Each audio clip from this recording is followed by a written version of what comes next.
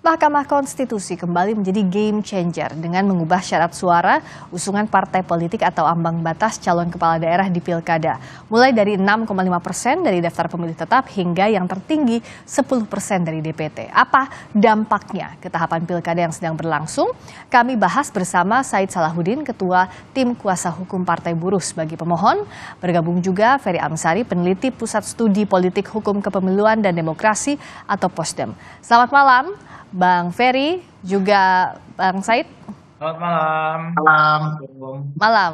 Waalaikumsalam. Saya ke Bang Said dulu. Sebenarnya apa yang jadi gagasan? Kenapa Partai Buruh menggugat pasal 40 ayat 1 Undang-Undang Pilkada terkait ambang batas, urgensinya apa? Ya, pertama kami sebetulnya risau ya, lebih tepatnya risih begitu, dengan konstelasi di bawah.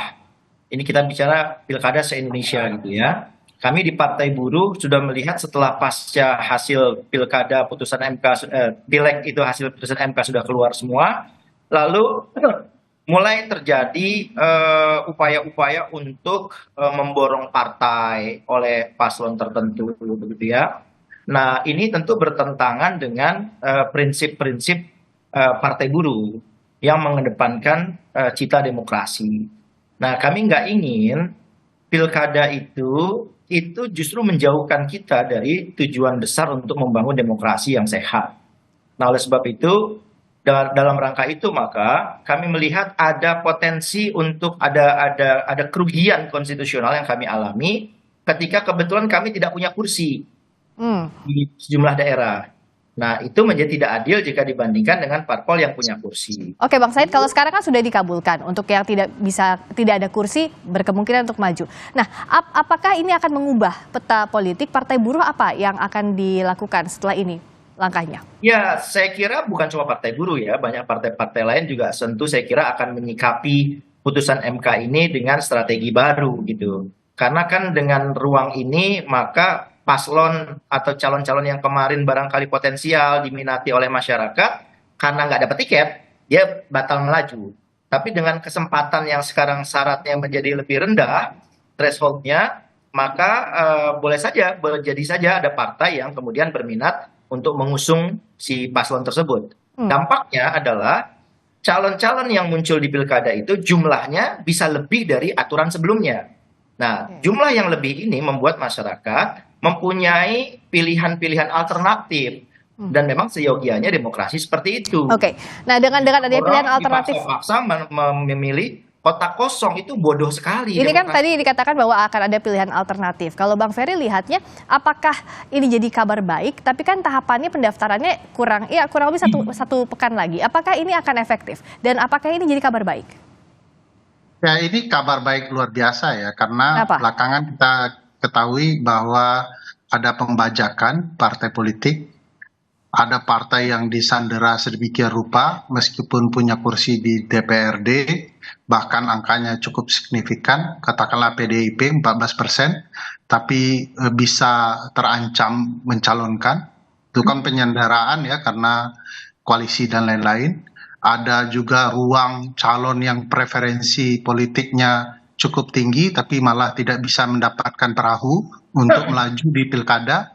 Bagi saya ini tidak sehat ya, karena membuat berbagai kesempatan publik bisa terhambat. Kita sebagai pemilih saja akan kesulitan membangun alternatif pilihan karena tidak ada, semua dipaksa. Apalagi kalau calon tunggal melawan kotak kosong. Bagaimana mungkin kita dipaksa memilih sesuatu yang bukan sesuatu yang menjadi alternatif pilihan kita? Terlalu sedikit gitu ya calon-calon yang muncul. Ada yang mengatakan bahwa ini calon banyak, pertanyaan sebaliknya malah harus dilontarkan. Ada apa salahnya dengan calon yang banyak? Bukankah kita negara berbineka, Jakarta dengan berbagai kultural masyarakatnya, daerah-daerah lain dengan berbagai keanekaragamannya. Mereka butuh calon-calon yang berbeda, bervariasi begitu ya. Jadi bagi saya ini memperkaya demokrasi kita dan juga membuat pembelajaran penting bagi demokrasi dan partai politik kita, agar mereka juga tidak boleh sesuka hati mengendalikan permainan hanya untuk sekedar menghambat hak partai lain. Bang Fer, saya mau pastikan dulu sebentar. Sebelum kita bicara soal tadi jumlahnya akan lebih banyak, tapi ini kan artinya putusan MK ini akan langsung berlaku. Artinya setelah diputuskan ini langsung berlaku ya Bang Fer? Langsung berlaku, MK itu bisa membatasi daya lakunya hanya melalui putusannya. Jadi disebutkan daya lakunya di dalam putusan itu kapan. Untuk konteks ini tidak disampaikan daya lakunya akan diundur. Artinya dengan sendirinya putusan itu bersifat berlaku seketika setelah dibacakan, ingkrah dan final begitu ya. Dan mestinya mengikat kita semua dan bisa diterapkan sesegera mungkin. Tanpa ada PKPU pun, saya ingin membantah jubirnya Pak Anies ya, tanpa ada PKPU pun putusan MK itu tetap berlaku dan bisa digunakan. Kenapa? Padahal butuh aturan teknisnya Bang. Ya, karena kalau kita ingat dulu MK sudah menyampaikan dalam putusan di dalam sengketa Pilpres bahwa putusan MK itu berlaku tanpa harus ada PKPU. Jadi kalaupun tentu saja kalau KPU kemudian memperbaiki PKPU-nya sebagai aturan teknis tidak ada masalah, karena harus diingat putusan 60 ini itu lengkap tuh, disebut detail itu ya. Semua aturan yang perlu kemudian tinggal di copy paste oleh penyelenggara pemilu, jadi tidak akan merepotkan.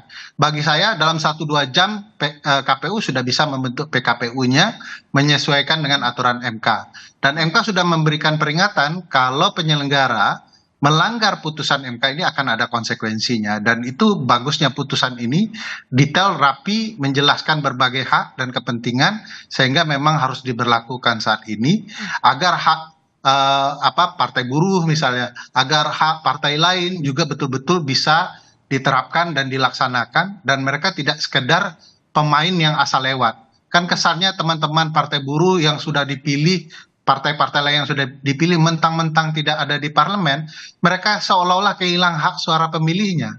Padahal ini pemilih yang sudah punya hak suara yang digunakan dalam pileg kemarin. Mestinya mereka juga diberikan kesempatan untuk menentukan calon siapa kepala daerah yang mereka akan perjuangkan sama-sama di pilkada nanti. Nah, soal calon ini apakah Partai Buruh sudah punya calonnya untuk di pilkada terdekat, pilkada Jakarta saja misalnya? Apakah akan punya calon lainnya untuk melawan yang sudah ada, meskipun itu ada borongan partai? Ya, di pilkada di DKI Jakarta, parpol non-seat itu tertinggi Partai Buruh yang non-seat ya. Nah, oleh sebab itu kami tentu sesuai dengan peraturan partai kami diwajibkan untuk setiap daerah itu ikut serta. Makanya kami maju ke MK. Nah, ketika MK sekarang sudah mengabulkan, maka termasuk DKI juga kami akan mengajukan, dan saya kira dalam 1-2 hari ini ya mungkin akan langsung kita deklarasikan dan terbitkan SK persetujuan model B persetujuan KPK kepada pasangan calon di seluruh Indonesia, termasuk di DKI Jakarta. Permohonan ini kan dengan Partai Gelora sebenarnya sendiri-sendiri mengajukannya atau ada kolaborasi dalam mengajukannya, Bang Said? Ya, memang awal ide gagasan itu dari Partai Buruh, lalu kemudian kami waktu itu sempat berembuk dengan beberapa partai, cuman karena beberapa partai lain ada problem internal, sampai akhirnya tinggal kami berdua dengan Gelora. Dan kebetulan saya sebagai ketua tim kuasa hukumnya, jadi secara normatif ini memang permohonan yang diajukan oleh Partai Buruh bersama Partai Gelora. Dan poin permohonannya sama ya? Nomor permohonannya pun sama? Ini satu perkara, jadi pemohonnya ada Partai Buruh dan Partai Gelora. Nah, mungkin dengan adanya putusan ini, dengan kebekuan di sejumlah daerah misalnya kayak Jakarta gitu ya, kami yang akan memecah kebekuan itu. Kalau nggak ada yang berani mendukung salah satu pasangan, ya sudahlah, mungkin besok kami bisa deklarasi. Namanya siapa kalau yang sudah digodok dari buruh? Ya, saya kira yang masyarakat butuhkan di Jakarta, beberapa nama ya, antara lain yang menguat seperti Pak Anies itu juga masuk dalam perhitungan kita. Gitu. Oke, selain Pak Anies? Kalau di dalam penjaringan memang ada 8 nama, kan penjaringan itu namanya menjaring kan, mau ikan kakap, mau sendal jepit kan masuk dulu tuh. Tapi paling kuat kayaknya Pak Anies yang disebut tadi pertama langsung sama Bang Said. Iya, karena memang dari DKI ya itu aspirasinya, kami kan menyerahkan kepada Exco, kami menyebutnya Exco, Dewan Pimpinan di tingkat provinsi itu, memang kecenderungannya kepada beliau ya. Tentu saya tidak mau mendahului keputusan partai, tetapi memang arah anginnya ke beliau. Bang Ferry melihatnya karena ini langsung berlaku, kalaupun belum ada, kalau deklarasi koalisi kan sudah ada dari partai politik, gabungan besar partai politik Kim Plus. Tapi kalaupun belum didaftarkan ke KPU, apakah masih ada kemungkinan bahwa masih bisa pecah juga parpol-parpol yang sudah deklarasi itu, Bang Fer, kalau lihat dari aturan ini?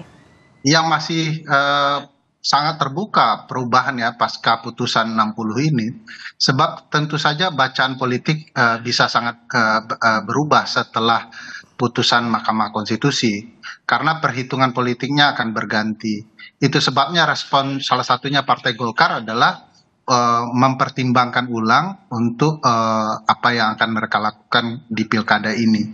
Dan saya pikir semua harus berhitung secara matematika ya, algoritma politiknya juga akan dihitung dengan baik oleh partai politik, dan kehati-hatian memang dibutuhkan karena ini peluang berubah, kesempatan berubah, hak berganti, dan tentu akan sangat dipertimbangkan.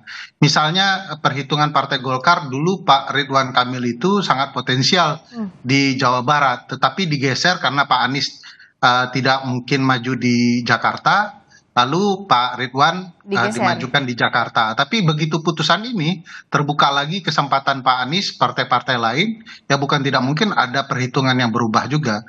Itu sebabnya saya katakan ini akan menempatkan porsi demokrasi secara proporsional dan baik bagi hak-hak yang sebagaimana mestinya harus diberikan kepada partai. Kalau kita lihat di Jakarta ya, memang suara itu sebetulnya kalau levelnya cuma 7,5%, itu kan PKB sendiri aja bisa, PSI sendiri juga bisa, PAN juga bisa. Nah, sedangkan parpol non seat ya, yang partai buruh tertinggi pertama itu diakumulasi 4,34%. Jadi kira-kira hanya perlu satu partai saja, itu hanya satu partai misalnya yang mengikut di koalisi itu ya itu bisa.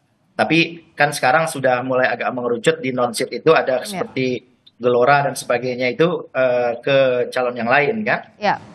Tapi ada peluang ini dari angka-angka yang saya himpun itu besar peluang untuk muncul calon baru setelah putusan MK ini. Nah, tapi dengan banyaknya calon, Bang Ferry, kalau kita tanyakan lagi, apakah kuantitas ini juga selain menjamin hak akan sebanding dengan kualitasnya? Jadi bukan hanya banyak saja, kuantitasnya saja, tapi kualitas calonnya ini bagaimana menurut Anda? Jadi saya yakin teman-teman partai politik itu tidak berhitung dalam angka yang kosong ya. Jadi mereka pasti mempertimbangkan menang. Jadi jangan dibayangkan semua partai itu pasangkan kasih calon sendiri-sendiri lalu kemudian tidak mempertimbangkan strategi menang.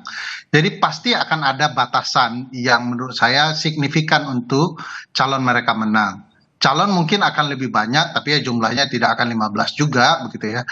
Oleh karena itu pertimbangan partai-partai tentu pertimbangan rasional, kerangka politiknya sudah dibaca sedemikian rupa, dan mereka pasti sadar pilihan-pilihan yang tepat, begitu ya. Misalnya tadi Partai Hanura sudah menyebutkan nama calonnya, tentu ada pertimbangannya kenapa. Dan Bang Ferry, kalau untuk pertimbangannya kenapa, kita akan bahas lagi usai kumandang azan maghrib bagi wilayah DKI Jakarta dan sekitarnya. Masih kembali dengan perbincangan bersama dengan Bang Ferry Amsari, peneliti Pusat Studi Politik Hukum Kepemiluan dan Demokrasi atau Posdem, dan juga Bang Said Salahuddin, Ketua Tim Kuasa Hukum Partai Buruh sebagai pemohon. Jadi kalau Partai Buruh sejauh ini yang sudah disiapkan yang terdekat misalnya Pilkada Jakarta sudah menjalin komunikasi dengan siapa saja? Iya, karena ini putusannya kan baru ya. Kalau kemarin kan kalau partai non-seat nggak dihitung. Nah, sekarang kan tentu akan berbeda kan, karena kami partai peraih suara terbanyak di yang non-seat di Jakarta.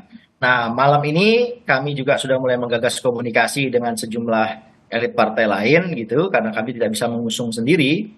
Maka mungkin dalam 1-2 hari ini sudah ada kesepakatan bisa mengusung salah satu pasangan calon, dan kami terbitkan SK persetujuan KWK kepada pasangan calon tersebut. Kalau sama Mas Anies sudah buka komunikasi juga, akan buka komunikasi segera dengan Mas Anies ya tadi, salah satu calon yang akan dijaring oleh Partai Buruh. Kebetulan langsung tuh tadi habis putusan MK tiba-tiba ada komunikasi gitu, sudah say hello gitu ya. apa namanya ya, kita lihat ke depan nih dalam beberapa jam ke depan, kan udah bicara hari lagi sekarang nih, karena kan harus menggagas persiapan dokumen-dokumen persyaratan pencalonannya kan buat ke KPU. Dan yang perlu menjadi satu perhatian kita begini, dua parpol non seat itu dengan putusan MK ini bisa dibayangkan Mbak, biak numfor itu 24,89% akumulasi parpol non seat. Hanya perlu 0,11%, 0,1 dia sudah bisa mengusung sendiri yang non seat. Jadi saya kira tidak fair juga kalau kita bicara putusan MK ini hanya pada kasus DKI sebagai sampel, oke. Tetapi kita harus melihat kepada iklim demokrasi secara menyeluruh di Indonesia. Nah, kami punya catatan-catatan di mana memang menjadi tidak fair. Oleh sebab itu dengan parpol-parpol yang non seat yang suaranya juga cukup signifikan, itu saya kira bisa memberi peluang untuk munculnya calon-calon baru. Demokrasi bagi partai buruh hal yang harus diperjuangkan sedemikian rupa agar tidak lagi dibajak seperti di masa lalu. Nah, kalau dari Bang Ferry, menyambung yang tadi, pertimbangan pasca putusan ini dengan semakin banyaknya calon, apakah setara dengan kualitasnya, termasuk juga apakah ini bisa akan menghilangkan potensi kota kosong di masing-masing daerah? Ya, di berbagai negara maju sekalipun, calon dengan jumlah yang cukup banyak itu tidak merusak kualitas demokrasi ya. Pemilu presiden Amerika saja, calon presidennya banyak sekali ya. Apalagi pemilu yang berkaitan dengan kepala daerah. Jadi tidak selalu berkaitannya jumlah calon itu dengan kualitas demokrasinya. Malah itu menandakan demokrasi. Orang punya kemerdekaan mencalonkan dan calonnya punya hak yang setara untuk berpartisipasi dalam penyelenggaraan pemerintahan. Kalau calon yang dibatasi itu baru yang merusak demokrasi dan kualitas demokrasi kita, karena esensinya itu akan mudah dipermainkan dan negosiasi politiknya hanya akan terletak pada pihak yang memiliki jumlah kursi terbanyak yang partainya dominan. Jadi ini malah membuka keran demokrasi jauh-jauh lebih baik. Ada game changer rules yang baru diterbitkan. Kita akan lihat bagaimana peta politik di masing-masing daerah, terutama provinsi, daerah-daerah yang jadi sorotan, di antaranya DKI Jakarta dalam waktu dekat ini. Dalam waktu tidak banyak, 1 pekan lagi kurang lebih pendaftaran akan dimulai. Terima kasih Bang Said Salahuddin, Ketua Tim Kuasa Hukum Partai Buruh sebagai pemohon. Terima kasih juga Bang Ferry Amsari, peneliti Pusat Studi Politik, Hukum Kepemiluan dan Demokrasi, Posdem.